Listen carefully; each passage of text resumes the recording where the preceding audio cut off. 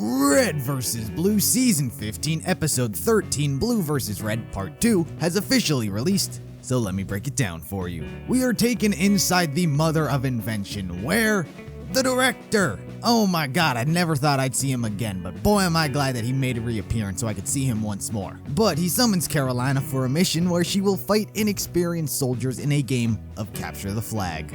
Now, if I'm not mistaken, these events are taking place shortly after the highway incident. The director said she did well recently and is watching the events on his screen. So I think that it's really nice that they're placing these events with the Blues and Reds in and around other memorable time points. It's not just a, oh, it happened some time ago somewhere else. It's now more a, hey, it happened pretty soon after this other thing that you remember. So I think that was a really nice touch. And another old face we got to see was 479er. All my hope of seeing her this season was gone when it was revealed that Wash and Carolina were visiting Agent Illinois. So seeing her again caught me off guard, but like in a good way. Her story still has yet to be wrapped up, so my curiosity still lies there with her. So Carolina arrives at the base and learns that the Blues buried their flag. After continuously being annoyed by them, a firefight breaks out. Carolina very easily whoops the Reds' asses where she is confronted by Tex. As the two fight for control over the flag, Biff tells Mark, I guess is his real name, that now is the time to get shot into Pinky. Now there was this brief moment where Temple,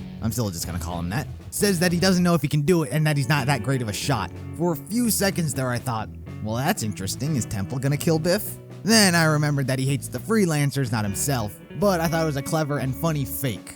But while they're talking, the two get pulled into the fight where Biff gets skewered and killed, and thus the beginning of Temple's hatred of freelancers. He then goes on to say that they all went out looking for answers only to find what was really going on, and now they're going after the head of the snake.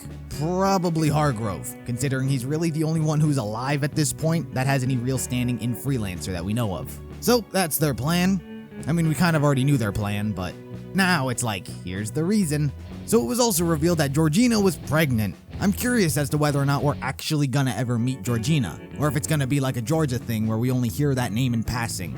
Another thing that I really liked is that when Biff gets skewered, Carolina pushes Temple down and says that it's not about him. Pretty bitchy thing to do. But that's the thing I liked about it. It's not current day Carolina where she's over all that. She's more obsessed about Tex than ever in this time period. Nothing is gonna stand in her way to beat Tex. So from Temple's perspective, you can now see why he hates her. She was a bit of a bitch, and by a bit of a bitch, I mean a super bitch.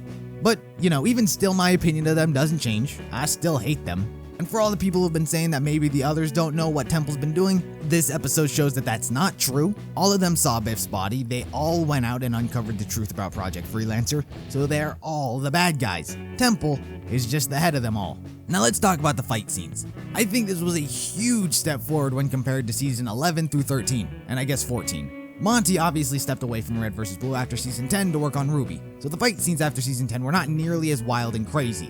I guess it felt a lot more realistic. But the fights in the Chorus trilogy were never really jaw-dropping. There were certain scenes in this that I thought were really great and a return to form, let's call it. When Carolina deals with Lorenzo and fights the Reds, I thought that looked real amazing. And there were also moments in the Tex fight that I thought were super great as well. But then there were also moments that ended up taking me out of it. When Carolina and Tex first began their fight and there was no music or anything, that really took me out of the moment for as long as that scene lasted. The jazz was a bit weird, the audiobook threw me off guard as well. Maybe I'm just really into the cool fight with the cool music combo, because I just think that works really well. That's not to say though that the animations weren't good. They looked great, but it was the combination of the fight and the music, or lack thereof, that I'm not sure if I enjoyed all of it. But I think the fight scenes where the camera moves with the action look the best because it makes you feel like you're in the action itself. It's why I liked when Carolina fought the Reds. The camera moves with the actions. There are certain moments in the Tex fight that do the exact same thing. And they do that whole slow motion, speed up thing that's super cool as well. I take it multiple animators worked on the fight, which is why I enjoyed certain bits more than others. In some fights, the camera moves with the hits. In others, the camera is simply drifting around as the animation takes place. In some moments, it feels like I'm in, and others, it feels like I'm just watching it.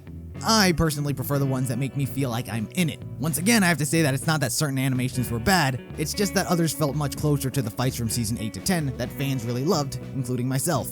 But the episode overall was absolutely amazing. The fighting was great, learning more about Temple and Biff was interesting. Super solid episode. But hopefully we'll get back to the current times next episode and see some plot unravel there. But be sure to let me know what you guys thought of the episode down in the comments. Like the video if you liked it, subscribe if you're interested in more content like this, and I'll see you in the next video.